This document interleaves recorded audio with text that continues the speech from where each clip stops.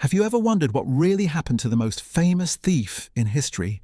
The man whose name became synonymous with treasure and adventure? Well, the story you think you know about Ali Baba is nothing like the truth.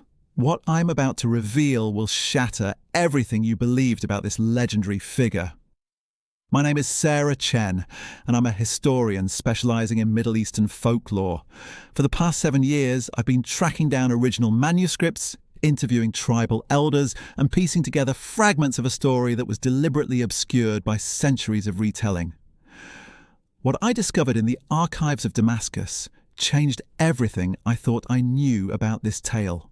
In this video, I'm going to walk you through the real story of Ali Baba, reveal the shocking truth about who he actually was, and explain why his story was completely rewritten.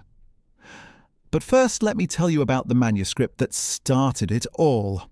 3 years ago, I was researching trade routes in medieval Baghdad when a librarian showed me a document that had been gathering dust for decades. Written in ancient Arabic script, it contained details about Ali Baba that contradicted every version of his story I had ever heard.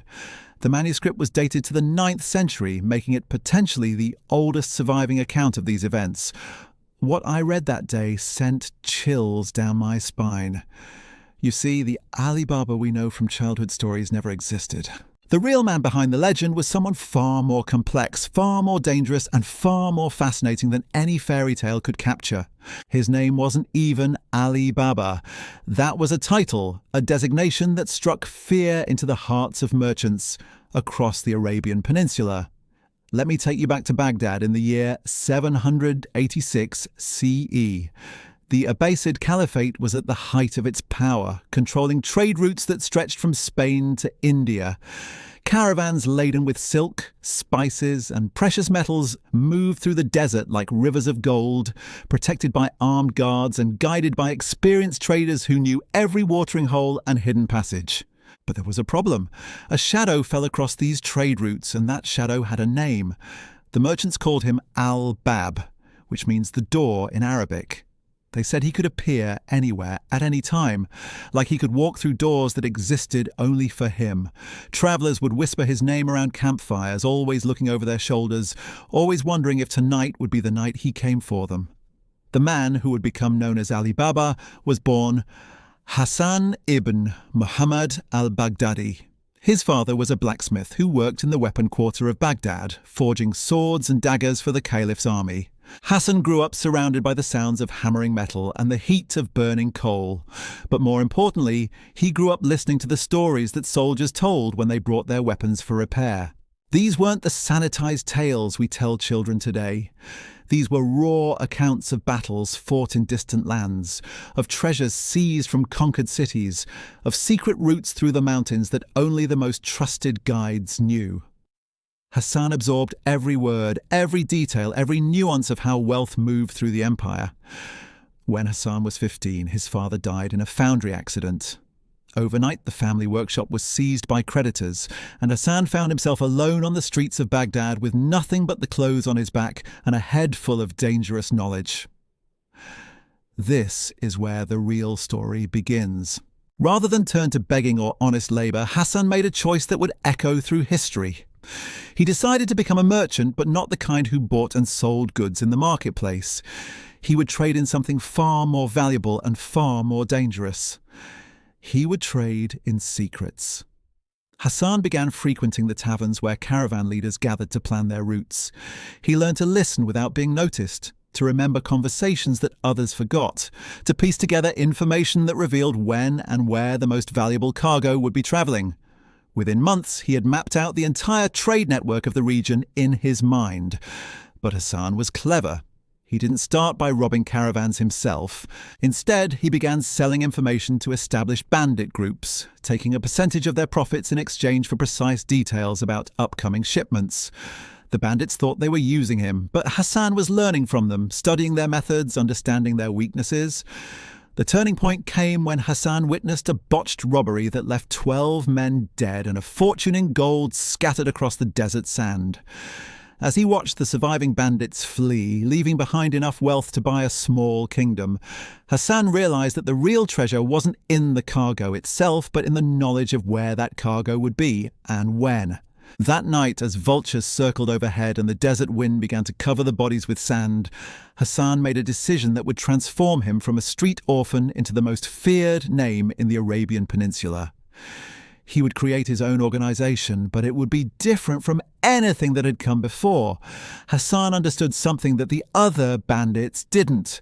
The real power didn't come from superior numbers or better weapons. It came from being invisible, from striking without warning, from knowing your enemy better than they knew themselves. He began to recruit carefully, selecting men who were intelligent rather than simply strong, men who could think as well as fight.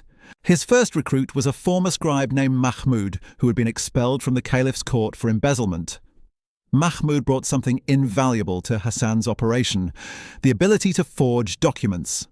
With authentic-looking papers, Hassan's men could pose as merchants, guards, or even government officials, allowing them to gather intelligence from sources that would never trust ordinary bandits.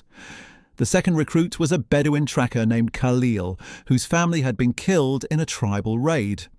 Khalil knew the desert like other men knew their own homes.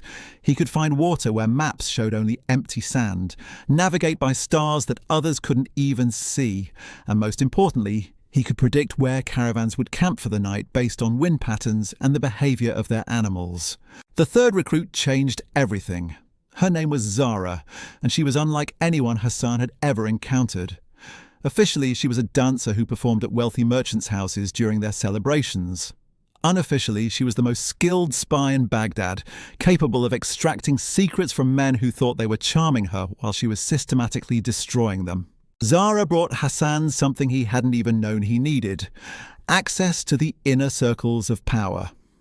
Through her network of contacts, Hassan learned not just about individual caravans, but about the political and economic forces that shaped trade throughout the empire. He began to see patterns that others missed, connections that revealed opportunities for profit that went far beyond simple robbery. With his core team assembled, Hassan began to implement his vision. Rather than attacking random caravans like common bandits, his organization would target specific shipments at precise moments, when the greatest profit could be extracted with the least risk. They would strike like ghosts, appearing suddenly to claim their prize before vanishing back into the desert, leaving behind only questions and fear. The merchants started calling him Al-Bab, because he seemed to appear through doors that didn't exist for anyone else. But Hassan encouraged this mystique. He understood that fear was as valuable as gold, that a reputation for supernatural abilities would make his enemies hesitate and his allies more eager to cooperate. Within 2 years, Hassan's organization controlled information networks that stretched from Damascus to Delhi. They weren't just robbing caravans anymore. They were manipulating trade routes, influencing prices, and occasionally even protecting shipments from rival bandits in exchange for tribute. Hassan had transformed banditry from a desperate profession into a sophisticated business. But Hassan's greatest innovation was yet to come, and it would change not just his own fate, but the entire balance of power in the region. The innovation that would make Hassan legendary began with a simple observation. While studying the behavior of wealthy merchants, he noticed that they all shared one fatal weakness. They trusted their own security systems too completely. Every major trading house in Baghdad employed the same basic protection strategy. They hired guards, they chose unpredictable routes, they traveled in groups for safety. But Hassan realized that all of these precautions were based on the assumption that bandits were simple criminals who would attack directly and flee with whatever they could carry. Hassan decided to turn that assumption into a weapon. Instead of attacking caravans on the road, Hassan began targeting the warehouses where goods were stored before and after long journeys. These facilities were heavily guarded on the outside, but surprisingly vulnerable once you gained access to the inner chambers. The merchants had become so focused on protecting their goods during transport that they had neglected security at their most critical storage points. But Hassan's true genius lay not in identifying these weaknesses, but in how he exploited them. Rather than simply breaking in and stealing everything he could carry, Hassan developed what he called the substitution strategy. His teams would infiltrate warehouses, carefully inventory the contents, and then replace valuable items with convincing forgeries while leaving everything else untouched. The beauty of this approach was that the theft often went undetected for weeks or even months. By the time merchants realized they had been robbed, the stolen goods had already been sold in distant markets, and Hassan's organization had moved on to new targets. The victims couldn't even be certain when the crime had occurred, making investigation nearly impossible. Zara proved instrumental in making these operations successful. Her connections in Baghdad's social circles allowed her to learn which merchants were planning major acquisitions, when valuable shipments would arrive, and most importantly, which warehouses would be lightly guarded due to personnel changes or seasonal variations in security. Mahmoud's document forgery skills became even more crucial as the operations grew in sophistication. He created false bills of sale, shipping manifests, and customs documents that allowed Hassan's people to transport stolen goods openly through the very markets where they had been taken.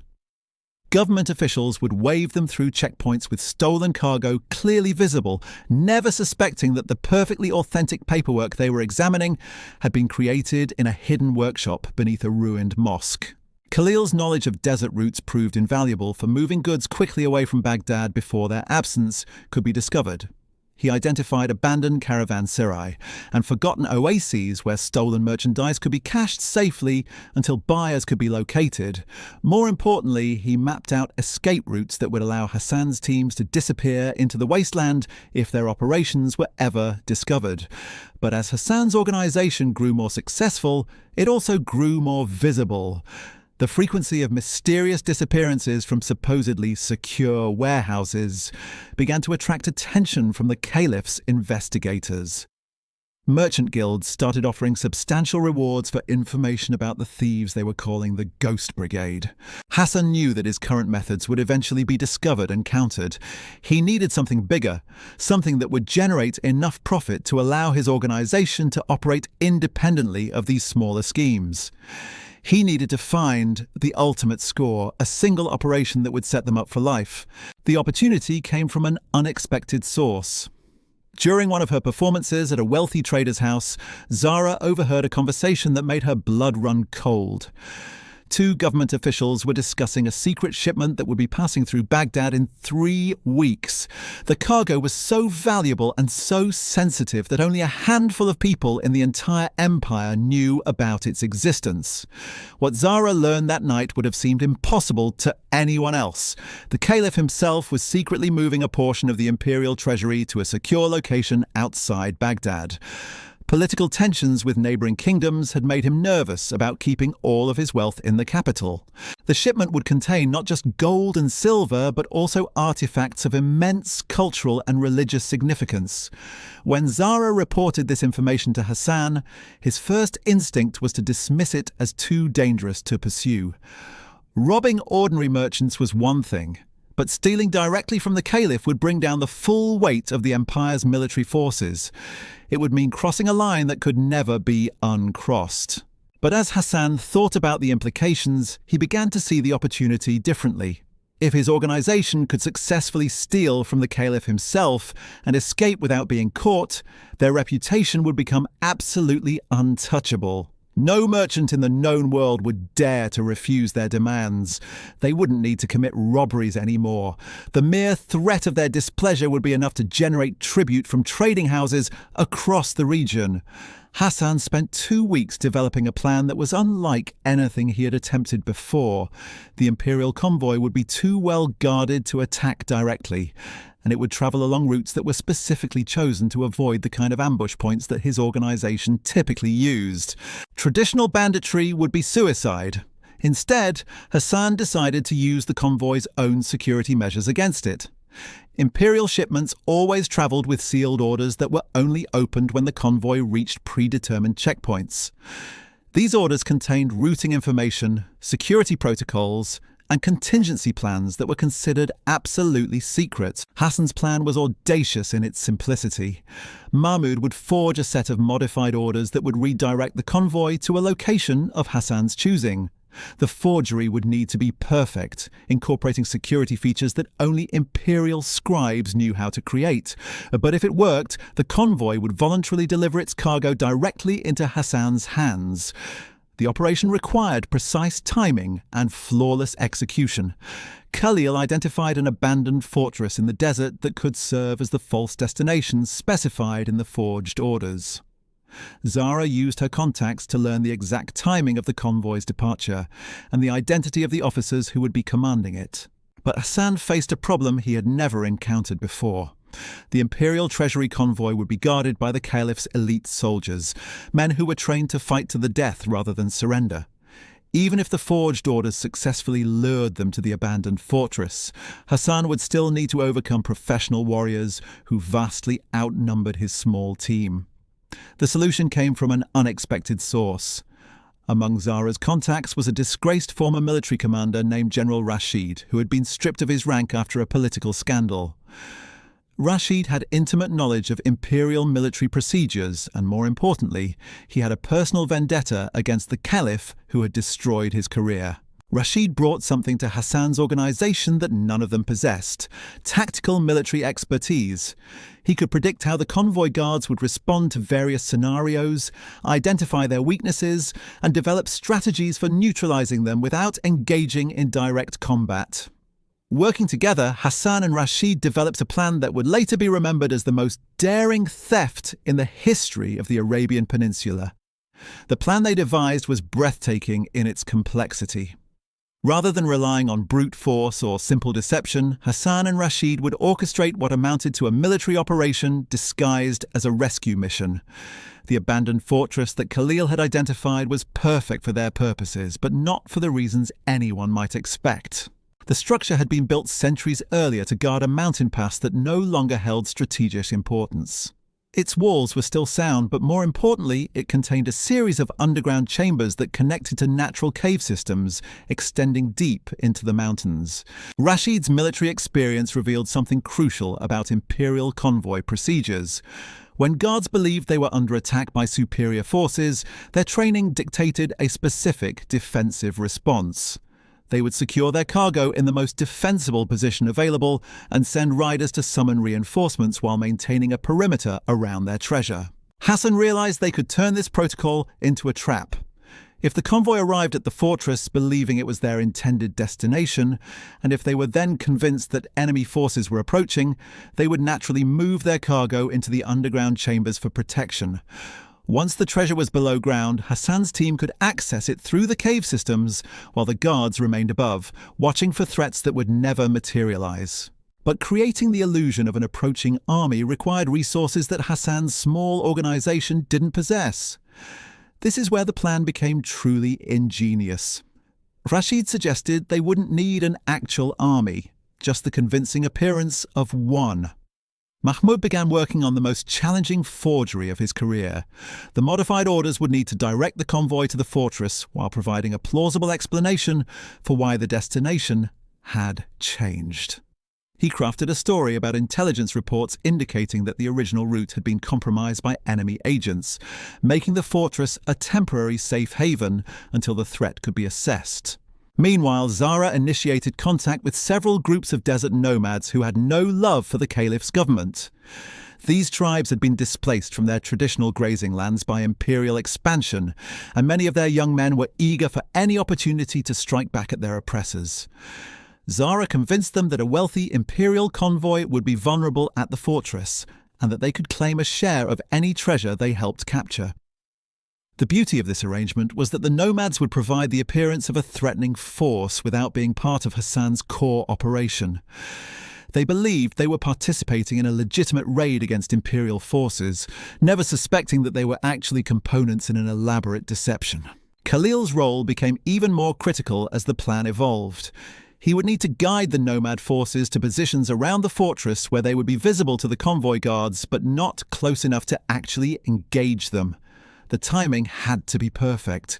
The nomads needed to appear just as the convoy was settling into their defensive positions, creating maximum psychological pressure on the guards. As the date of the operation approached, Hassan found himself experiencing something he had never felt before during previous robberies. This wasn't just another theft. If successful, it would establish his organization as a power that could challenge the empire itself. If it failed, it would mean certain death for everyone involved. The forged orders were masterpieces of deception. Mahmud had somehow acquired genuine imperial parchment and sealing wax, and his reproduction of the caliph's official seal was indistinguishable from the authentic version. The documents contained subtle details that only someone with access to real imperial communications would know, including references to ongoing diplomatic negotiations and military deployments that were closely guarded state secrets. 3 days before the convoy was scheduled to depart Baghdad, Zara arranged for the forged orders to be substituted for the genuine ones. This required infiltrating the palace complex itself, a feat that would have been impossible without her extensive network of contacts among servants, guards, and minor officials who owed her favours. The substitution was accomplished during a carefully orchestrated distraction. Zara had arranged for a fire to break out in one of the palace kitchens during the evening meal preparation. While guards and servants rushed to contain the blaze, Mahmud slipped into the administrative chambers and made the switch. The genuine orders were destroyed immediately, ensuring that no comparison could ever reveal the deception. Hassan positioned his core team at the fortress 2 days before the convoy was expected to arrive. They used the time to familiarize themselves with the underground passages and to prepare the equipment they would need for the actual theft. The plan called for them to remain hidden in the cave systems until the convoy had secured their treasure in the underground chambers, then emerged to claim their prize while the guards remained focused on the phantom threat above. But as Hassan explored the ancient chambers beneath the fortress, he discovered something that changed everything. Hidden in a sealed alcove that hadn't been opened for centuries, he found evidence of previous treasures that had been stored in this location. Ancient coins, jeweled artifacts, and most significantly, records indicating that this fortress had been used as a secret imperial treasury repository for generations. The discovery revealed that Hassan had stumbled onto something far more valuable than a single convoy's cargo. The fortress had been deliberately chosen as a storage site because of its remote location and defensible position. If Hassan could claim control of this facility, he wouldn't just be stealing one shipment, he would be positioning himself to intercept future deposits and potentially discover treasures that had been accumulating here for decades. This realization forced Hassan to reconsider his entire approach. Instead of simply taking what he could carry and disappearing, he began to envision a more permanent arrangement. If his organization could establish a base of operations at this fortress, they could transform themselves from nomadic bandits into a regional power with their own territory and resources. The convoy arrived exactly on schedule, following the forged orders without question. Hassan watched from a concealed position as the Imperial Guards examined the fortress and concluded that it met their security requirements. The captain of the guard, a veteran soldier named Commander Hakim, deployed his men according to standard protocols, while servants began unloading the treasure-laden wagons. Hassan counted 43 guards, more than intelligence reports had suggested, but still within manageable parameters. The treasure itself exceeded his most optimistic expectations. Wagon after wagon was emptied of gold coins, silver ingots, precious gems, and artifacts that glittered even in the dim light of the underground chambers. As the last of the cargo disappeared into the fortress cellars, Khalil appeared on the horizon with the nomad forces. From Hassan's vantage point, the approaching riders looked exactly like what they were supposed to represent, a substantial raiding force that posed a serious threat to the convoy's security. Commander Hakim reacted precisely as Rashid had predicted. He ordered the treasure moved deeper underground while positioning his guards to defend the fortress approaches. The captain sent 2 riders racing back toward Baghdad to summon reinforcements, exactly as the plan required. But something unexpected happened that nearly derailed the entire operation. One of the nomad chiefs, a fierce warrior named Saif ibn Abbas, decided that waiting for Hassan's signal was beneath his dignity. Against explicit instructions, he led a small group of his followers in a direct assault on the fortress walls. The attack was repelled easily by the professional imperial guards, but it created complications that Hassan hadn't anticipated.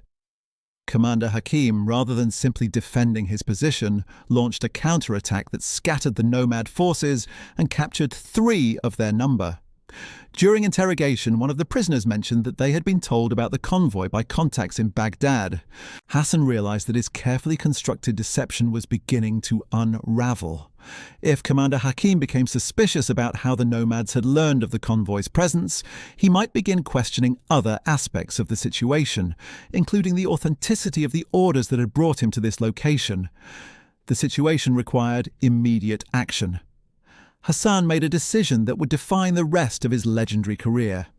Instead of proceeding with the original plan, he would reveal himself to Commander Hakim and propose something that no bandit had ever attempted before: a negotiation between equals. Hassan emerged from the cave systems and approached the fortress under a flag of truce, accompanied only by Zahra and Mahmud. The sight of the infamous Al-Bab walking openly toward Imperial guards created a sensation that could be felt even from a distance. Here was the ghost that merchants whispered about in their nightmares, suddenly made flesh and apparently seeking dialogue rather than combat. Commander Hakim, to his credit, agreed to hear Hassan's proposal. The meeting took place in the fortress courtyard, with guards positioned on all sides but weapons lowered in acknowledgement of the truce. What Hassan proposed that day would echo through history as either the most audacious criminal enterprise ever conceived or the birth of a new form of political organization in the Arabian Peninsula. Hassan offered Commander Hakim a partnership. Rather than fighting over the imperial treasure, they would share it.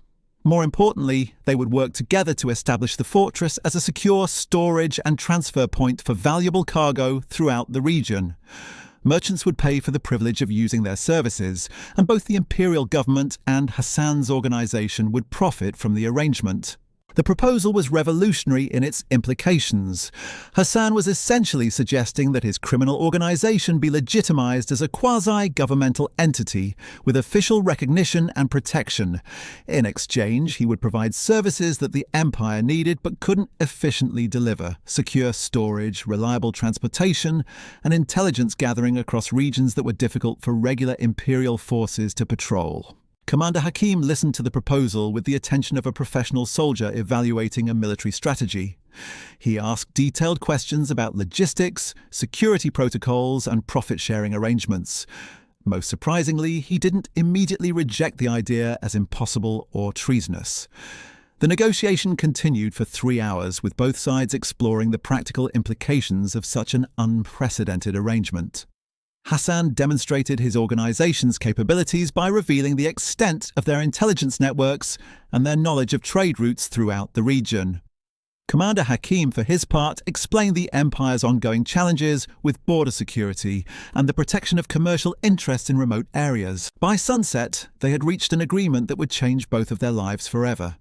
The imperial treasure would remain in the fortress, but under joint custody. Hassan's organization would provide security and intelligence services to the empire, while Commander Hakim would serve as the official liaison between Hassan's group and the imperial government.